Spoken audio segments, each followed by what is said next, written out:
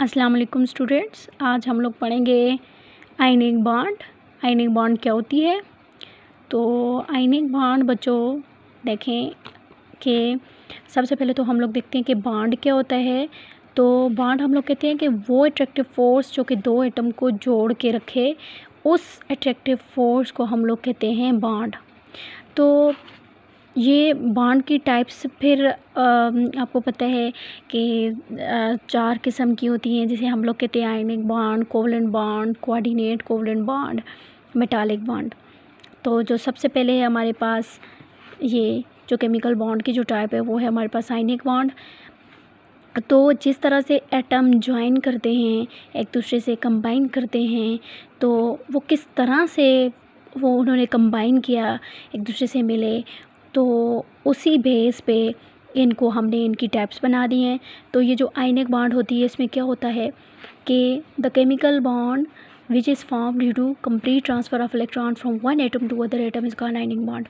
तो इस ionic bond में क्या होता है कि दो एटम्स के दरमियान कैसे बॉन्ड बनती है कि एक एटम कम्प्लीटली ट्रांसफ़र कर देता अपना इलेक्ट्रॉन दूसरे एटम को, मतलब कि एक एटम जो है कम्प्लीटली अपना इलेक्ट्रॉन दूसरे एटम को दे देता है, और इस तरह से जो बॉन्ड बनता है उसको हम लोग कह देते हैं आयनिक बॉन्ड।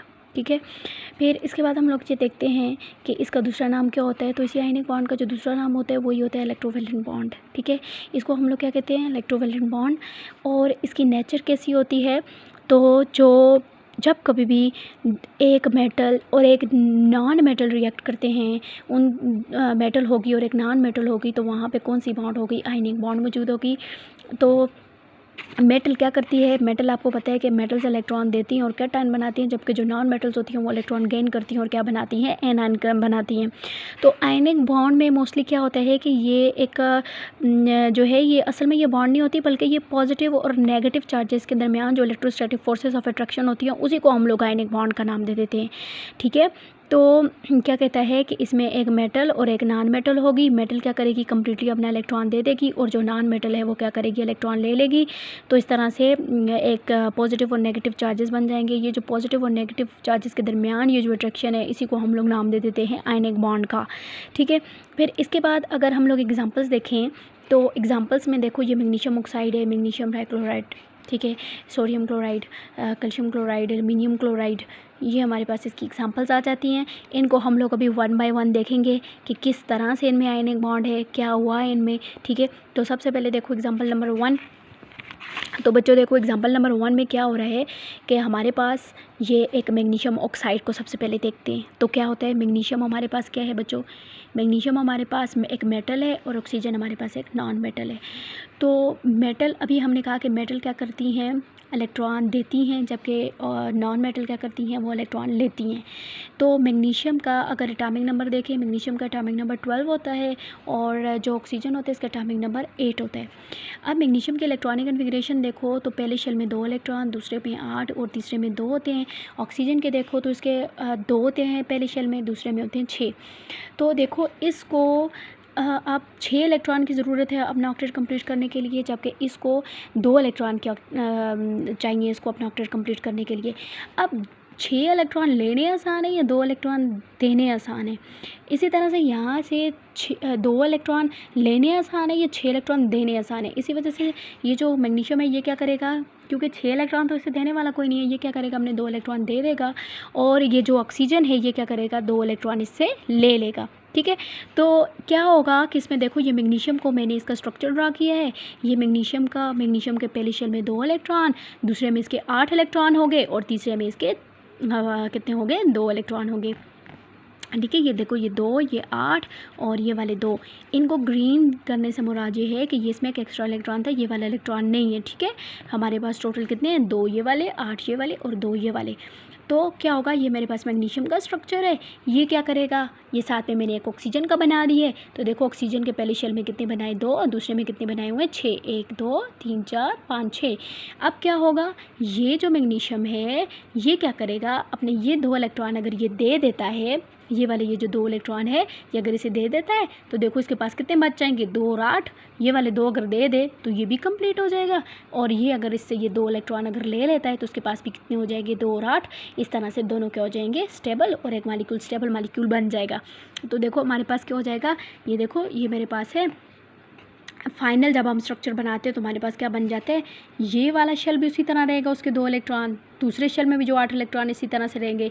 ये जो तीसरा शेल है वो वाला मैंने नहीं बनाया, क्यों, क्योंकि इसने यहाँ से 2 इलेक्ट्रॉन किसको, ऑक्सीजन को दे दिए। तो इसके इलेक्ट्रॉनिक कन्फिग्रेशन क्या हो गई, ये वाला 2, ये वाला 8 और ये वाला 2 यहाँ से ख़त्म हो जाएगा। क्यों, क्योंकि इसने ये इसको दे दिया।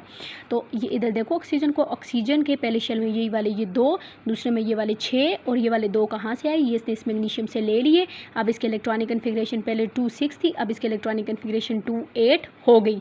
तो ऐसी बॉन्ड जो बने जिसमें एक एटम कम्प्लीटली अपना इलेक्ट्रॉन दूसरे एटम को दे दे, कम्प्लीटली ट्रांसफ़र कर दे अपना इलेक्ट्रॉन, ऐसी बॉन्ड को कहते हैं आयनिक बॉन्ड। क्या कहते हैं, आयनिक बॉन्ड। अब इसको हम लोग एक और एग्जांपल से देखते हैं। देखो मेरे पास है फॉर्मेशन ऑफ MgCl2। अब इसमें क्या होता है हमारे पास कि ये मेरे पास मैग्नीशियम है, मैग्नीशियम का एटॉमिक नंबर अभी हमने कहा क्या था 12, और जो क्लोरीन होता है इसका एटॉमिक नंबर क्या होता है 17।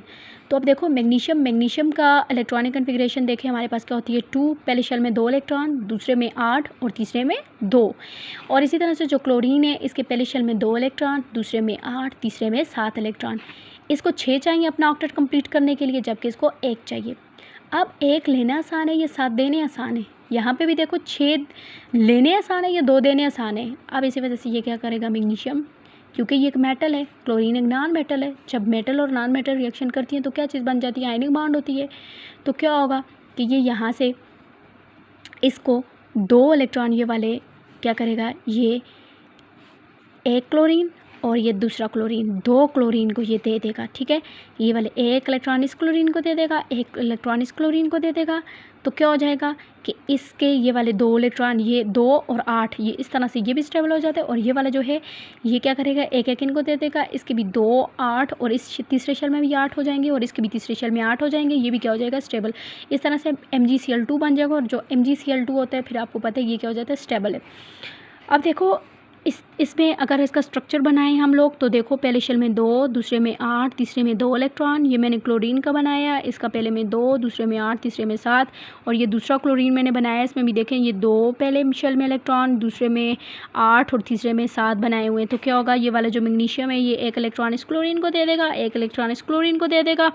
तो एज अ रिज़ल्ट हमारे पास क्या हो जाएगा, ये जो मैग्नीशियम है, मैग्नीशियम का एक शेल मैंने अब ख़त्म कर दिया। क्योंकि पहले शेल में 2 इलेक्ट्रॉन, दूसरे में 8 और जो तीसरे शेल के 2 इलेक्ट्रॉन थे, क्योंकि वो उसने एक क्लोरीन को 1 इलेक्ट्रॉन दे दिया, दूसरे क्लोरीन को दूसरा इलेक्ट्रॉन दे दिया। तो इस तरह से इसके पास तो 2 और 8 रह गए, ये वाले 2 ख़त्म हो गए क्योंकि इसने क्लोरीन को दे दिए। और अब इनके पास देखो पहले इनकी इलेक्ट्रॉनिक कन्फिग्रेशन थी 2 8 7, 2 8 7। अब क्योंकि इन्होंने 1 इलेक्ट्रॉन ले लिया तो इसके पास भी 8 हो जाएंगे इसकी तीसरी शेल में, और इसके पास भी 8 हो जाएंगे। इस तरह से हमारे पास जो है ये बन जाएगा MgCl2। तो देखो इस एग्जाम्पल से भी हमें ये पता चलता है कि क्या होता है आयनिक बॉन्ड में, कि एक जो मेटल होती है वो कम्प्लीटली अपना इलेक्ट्रॉन नॉन मेटल को दे देती है, एक एटम कम्प्लीटली अपना इलेक्ट्रॉन दूसरे एटम को दे देता है। और ऐसी बॉन्ड इस तरह ऐसी बॉन्ड मतलब ये तीनों एटम्स अब किस तरह जुड़े, इस तरह से जुड़े, इस तरह से इनके दरमियान फोर्सेस बनी, वो फोर्स हुई, अट्रैक्टिव फोर्सेस हुई कि एक एटम ने कम्प्लीटली अपना इलेक्ट्रॉन दूसरे एटम को दे दिया। तो ऐसी बॉन्ड जो बने एक एटम का कम्प्लीटली अपना इलेक्ट्रॉन दूसरे एटम को देने से, तो ऐसी बॉन्ड को हम लोग क्या कहते हैं, आयनिक बॉन्ड। अब इसके लिए तीसरी एग्जांपल से भी हम लोग समझ लेते हैं, जो कि हमारे पास क्या चीज़ है, कौन से वाली है, फॉर्मेशन ऑफ CaCl2। अब CaCl2 को ज़रा सा देखो आप लोग, तो इसमें क्या है, कैल्शियम का एटॉमिक नंबर 20 होता है, क्लोरीन का 17 होता है। अब देखो पहले शेल में 2, दूसरे में 8, तीसरे में भी 8, ये 16 17 18 और 2 ये 20। क्लोरीन के 17 एटॉमिक नंबर होता है। ये क्या करेगा, कैल्शियम 1 इलेक्ट्रॉन इसको दे देगा, 1 इलेक्ट्रॉन इसको दे देगा और एक स्टेबल मॉलिक्यूल बना देगा। देखो हमारे पास क्या है, ये जो हमारे पास पहले अब इसका अगर हम लोग शेल बनाएं तो पहले में 2, दूसरे में 8, तीसरे में 8 और आखिरी शेल में 2 इलेक्ट्रॉन बनाए हुए हैं। ये किसका है? कैल्शियम का। ये मैंने 2 क्लोरीन बनाए हैं और इनके पहले शेल में 2, दूसरे में 8 और तीसरे में 7 इलेक्ट्रॉन बनाए हुए हैं। इसमें ये बताया हुआ है कि ये जो कैल्शियम है ये एक इलेक्ट्रॉन इससे एक कैल्शियम को दे देगा और एक क्लोरीन को दे देगा और दूसरा इलेक्ट्रॉन दूसरे क्लोरीन को दे देगा। इस तरह से क्या हो जाएगा हमारे पास कि देखो कैल्शियम का ये जो लास्ट शेल है ये ख़त्म हो जाएगा। क्यों? क्योंकि इसने ये 2 इलेक्ट्रॉन इनको दे दिए, कम्प्लीटली दे देता है। अब इस क्लोरीन के पास भी पहले शेल में 2, दूसरे में 8 और तीसरे में भी 8 हो जाएंगे। और इसको देखो इसके भी ये भी स्टेबल और इसके पास देखो इनके भी 2, 8, 8 मतलब इस तरह से एक स्टेबल मालिक्यूल बन जाता है जो कि हमारे पास है CaCl2। और इस तरह से क्या कहता है कि ये बॉन्ड ये जो 2 Cl हैं इसके साथ किस तरह से मिले, इनके दरमियान बॉन्ड कैसी बनी कि एक एटम ने कम्प्लीटली अपना इलेक्ट्रॉन क्या किया इन क्लोरीन को दे दिया। इस तरह से जो बॉन्ड बनी उसे हम लोगों ने क्या कहा, इसमें कौन सी बॉन्ड है? Ionic bond. दूसरा देखो Ca क्या है? मेटल है। क्लोरीन क्या है? Non metal. तो जहाँ पे एक मेटल और एक नॉन मेटल होगी तो वहाँ पे कौन सी बॉन्ड होगी? आयनिक बॉन्ड होगी। फिर इसी तरह से अब आ जाए आप लोग इसकी नेक्स्ट एग्जांपल पे जो कि हमारे पास है AlCl3। AlCl3 में देखो एल्यूमिनियम के पहले शेल में 2 इलेक्ट्रॉन, इसका क्योंकि एटॉमिक नंबर 13 होता है, पहले शेल में 2 इलेक्ट्रॉन, दूसरे में 8 और तीसरे में 3। तो और क्लोरीन 3 क्लोरीन इसके साथ रिएक्शन करेंगे तो क्या हो जाएगा? ये 3 एक इलेक्ट्रॉन इसको दे देगा, दूसरा इसको और तीसरा इसको। इस तरह से इनका भी ऑक्टेट कंप्लीट हो जाएगा और ये भी क्या हो जाएगा? स्टेबल हो जाएगा। देखो क्या होगा हमारे पास, ये मैंने अब उसी तरह से स्ट्रक्चर बनाया, ये जो जिस तरह मैंने लिखा हुआ है उसी तरह स्ट्रक्चर बनाया हुआ है। ये मेरे पास एल्यूमिनियम है, पहले शेल में 2, दूसरे में 8, तीसरे में 3 इलेक्ट्रॉन। ये मैंने 3 क्लोरीन बनाए हुए हैं, एक इसके पहले शेल में 2, तीनों क्लोरीन के पहले शेल में 2 इलेक्ट्रॉन, दूसरे में 8, तीसरे में 7, एक एक ये एल्यूमिनियम से ले लेंगे। और हमारे पास जो नेक्स्ट इसका स्ट्रक्चर बनेगा वो क्या बनेगा? ये देखो ये एल्यूमिनियम का मैंने जो थर्ड शेल था वो मैंने ख़त्म कर लिया। क्यों? क्योंकि इसने ये जो 3 इलेक्ट्रॉन है वो 3 क्लोरीन को दे दिए हैं। अब इसका भी ऑक्टेट कंप्लीट। और इसको देखो ये क्या करेगा, ये एक एक इलेक्ट्रॉन लेके, पहले इनकी इलेक्ट्रॉनिक कन्फिग्रेशन थी 2, 8, 7। अब क्योंकि इन्होंने एक एक इलेक्ट्रॉन ले लिया एल्यूमिनियम से तो अब कितने हो गए? 2, 8, 8। और दूसरे में भी देखो 2, 8, 8 और इसमें भी देखो तो 2, 8, 8। इस तरह से AlCl3 बन जाएगा जो कि हमारे पास क्या है? फिर स्टेबल मालिक्यूल आ जाता है। ठीक है, तो इस तरह से ये बॉन्ड कैसी बनी कि इसमें एल्यूमिनियम ने क्या किया, कम्प्लीटली अपने इलेक्ट्रॉन किसको दे दिए? क्लोरीन को दे दिए। इस तरह से जो बॉन्ड बनता है जिसमें एक एटम कम्प्लीटली अपना इलेक्ट्रॉन दूसरे एटम को देता है, तो इस तरह से जो बॉन्ड बने उसे क्या कहते हैं? Ionic bond. अब हम लोग इसकी लास्ट एग्जांपल से देखते हैं जो कि हमारी बड़ी जानी पहचानी एग्जांपल है क्योंकि हम लोग मोस्टली ये एग्जांपल करते हैं। तो इसमें देखो जो कि हमारे पास NaCl सोडियम क्लोराइड जो कि हमारा टेबल साल्ट है, इसमें क्या ये कैसे बनता है कि इसमें जो सोडियम होता है इसका एटॉमिक नंबर 11 होता है, क्लोरीन का एटॉमिक नंबर 17, पहले शेल में 2 इलेक्ट्रॉन, दूसरे में 8, तीसरे में 1 और क्लोरीन का 2, 8, 7। आप देखो ये क्या करेगा, एक इलेक्ट्रॉन इससे ले लेगा तो ये इसके पास ये भी इसका भी देखो 2, 8 हो जाएंगे और इसके पास 2, 8, 8 हो जाएंगे। ठीक है, तो देखो ये मैंने इसका स्ट्रक्चर बनाया, पहले में 2, दूसरे में 8, तीसरे में 1, इसके पहले में 2, दूसरे में 8, तीसरे में 7। ये क्या करेगा, इससे एक इलेक्ट्रॉन ले लेगा। तो जैसे ही इससे लेगा तो क्या हो जाएगा, इसका ये जो थर्ड शेल है वो मैंने नहीं बनाया। क्यों? क्योंकि इसने यहाँ से इलेक्ट्रॉन दे दिया है। तो 2, 8 और इसका क्लोरीन को देखो इसमें 2, 8, 7 और इस तरह से क्या हुआ कि एक एटम ने कम्प्लीटली सोडियम ने अपना कम्प्लीटली इलेक्ट्रॉन क्लोरीन को दे दिया और इस तरह से जो बॉन्ड बना उसे हम लोगों ने कहा आयनिक बॉन्ड।